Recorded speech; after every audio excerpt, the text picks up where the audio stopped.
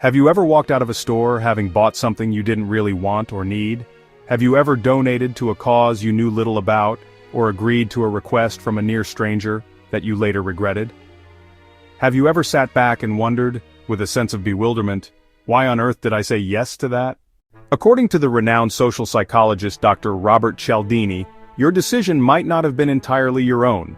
For years, Cialdini went undercover. He worked in used car dealerships, in fundraising organizations, and in telemarketing firms.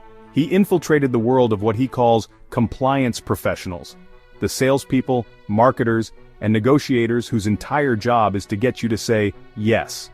And he discovered something profound.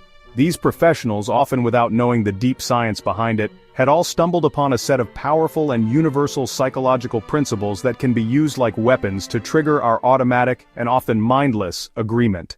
His legendary book, Influence: The Psychology of Persuasion, is the result of that investigation.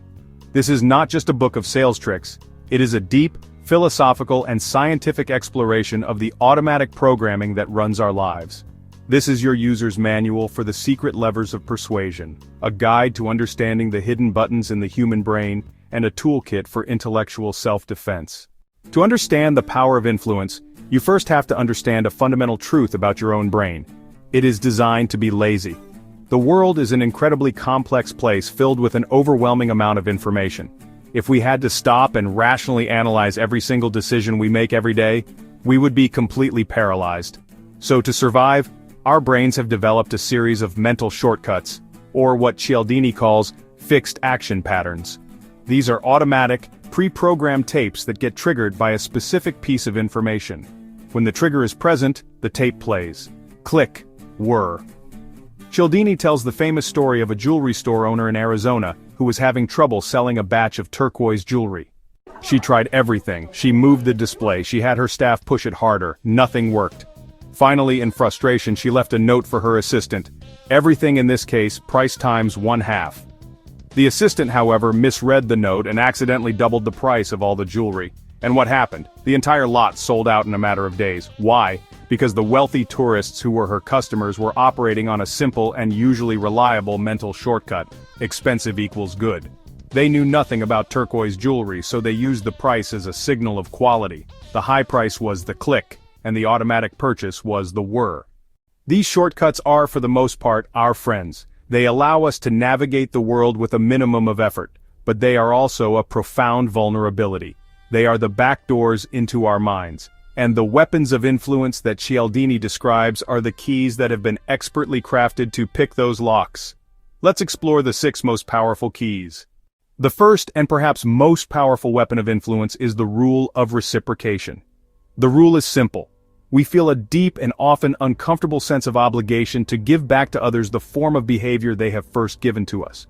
If someone does you a favor, you feel you owe them a favor. If someone gives you a gift, you feel you must give them a gift in return. This rule is the social glue that holds our societies together. It allows us to build trust and to cooperate, but it can be easily and powerfully exploited.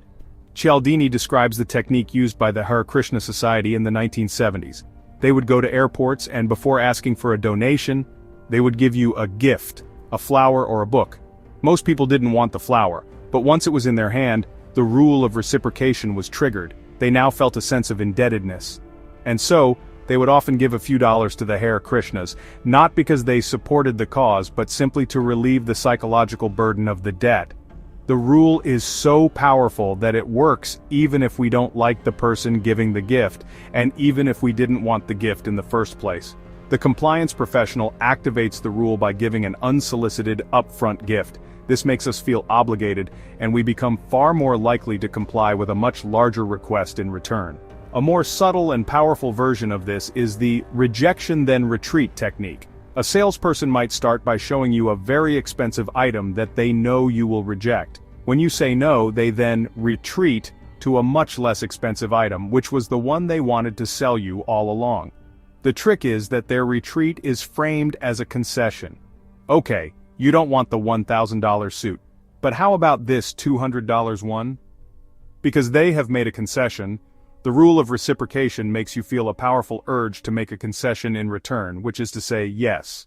The second weapon of influence is our almost obsessive desire to be, and to appear, consistent with what we have already done. Once we have made a choice or taken a stand, we will encounter personal and interpersonal pressures to behave consistently with that commitment. This desire for consistency is generally a good thing. It allows us to be reliable and to navigate the world with a stable set of beliefs, but it also creates a trap. Cialdini explains the famous foot-in-the-door technique. A salesperson will start by asking you to make a very small, seemingly harmless commitment. For example, a charity worker might ask you to simply sign a petition to support a good cause. A week later, they come back and ask you for a donation. Because you have already, in your own mind, identified yourself as a supporter of this cause by signing the petition, you are now far more likely to donate in order to remain consistent with your previous commitment. This is why written commitments are so powerful. When you write something down, you are making a public, tangible statement about who you are and what you believe. This was used with horrifying effect on American prisoners of war during the Korean War. The Chinese captors would ask the prisoners to make very small anti-American or pro-communist statements, often in writing. Over time, they would build on these small concessions, asking for more and more, until some prisoners found that their own self-image, their own identity, had begun to shift. They had been slowly and methodically drawn into a trap of their own consistency. The key is that the initial commitment must be active, public, and, most importantly, voluntary. When we feel we have made a choice of our own free will, we will feel a powerful internal pressure to stand by that choice, even if it later proves to be a bad one. This is the source of the sunk cost fallacy, where we continue to pour money or energy into a failing project because we are too committed to our initial decision to admit that it was a mistake. The third weapon of influence is the principle of social proof. The rule is this: we determine what is correct by finding out what other people think is correct.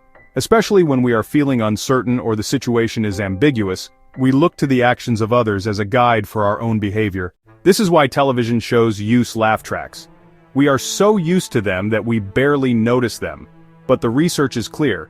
People will rate a show as funnier if it is accompanied by canned laughter. The laugh track is a form of social proof. It is a shortcut that tells our brain, other people are finding this funny, so it must be funny. Bartenders will often salt their tip jars by putting a few of their own dollar bills in at the beginning of the night, to give the impression that tipping with bills is the normal and expected behavior. Advertisers will tell us that a product is the fastest growing or best selling, because they know we are more likely to buy something if we believe that lots of other people are also buying it. But this principle has a dark and dangerous side. Cialdini explores the chilling phenomenon of the bystander effect. This is the famous and tragic case of Kitty Genovese, a woman who was murdered in New York City while dozens of her neighbors reportedly watched from their windows and did nothing to help. The reason, social psychologists have found, is not that people are apathetic. It's because of social proof. In an ambiguous emergency, if no one else is acting, it sends a powerful social signal that maybe it's not a real emergency. Everyone is looking to everyone else for a cue, and because no one is acting, everyone assumes that not acting is the correct thing to do. The principle of social proof can create a state of collective, pluralistic ignorance. Weapon 4. Liking, the friendly thief. The fourth weapon is simple and obvious, yet incredibly powerful. The rule of liking states that we are, quite simply, more likely to say yes to the requests of someone we know and like. The real genius of compliance professionals is in their ability to get us to like them, even if we have only just met them. Cialdini breaks down the key factors that cause us to like someone. One is physical attractiveness. We have a subconscious, and often unfair bias towards good-looking people, assuming they are also more intelligent, more talented, and more honest. Another is similarity. We like people who are like us, who share our backgrounds, our opinions, or even our style of dress. A skilled salesperson will often try to find some small point of similarity with you. Oh, you're from Ohio? I have a cousin who lives in Ohio. To build a quick sense of rapport. Compliments are another powerful tool. We have a deep and often insatiable hunger for praise, and we tend to like the people who give it to us, even if we suspect it might be insincere. And finally, there is cooperation. We like people who are working with us towards a common goal. This is the basis of the good cop, bad cop interrogation technique. The bad cop creates the problem, and the good cop appears to be your ally, working with you to solve it. which makes you more likely to trust them and confess. The ultimate example of the liking rule in action is the Tupperware party. The genius of the Tupperware party is that the request to buy the product is not coming from a stranger. It's coming from your friend, the host of the party, someone you already know and like. All the positive feelings you have for your friend, the friendship, the trust, the sense of obligation, get transferred to the product. You are not just buying plastic bowls, you are supporting your friend. Weapon 5, authority, the power of the title and the uniform. The fifth weapon is our deep and often unthinking obedience to authority. From a very young age, we are taught that it is good to obey legitimate authorities, like our parents, our teachers, and our doctors. This is, for the most part, a very useful and adaptive behavior for a functioning society. But it also creates a powerful and dangerous vulnerability. The most famous and terrifying demonstration of this is the Milgram experiment. In this experiment, subjects were asked by a scientist in a lab coat to administer what they believed were increasingly powerful electric shocks to another person in another room. In reality, the other person was an actor, and the shocks were fake. But the subject didn't know this. Even as the actor began to scream in pain, to beg for the experiment to stop, a shocking majority of the subjects, when urged to continue by the calm, authoritative scientist, continued to administer the shocks, all the way up to the final, potentially fatal, 450-volt level. The Milgram experiment is a chilling lesson in the power of authority to make good people do terrible things.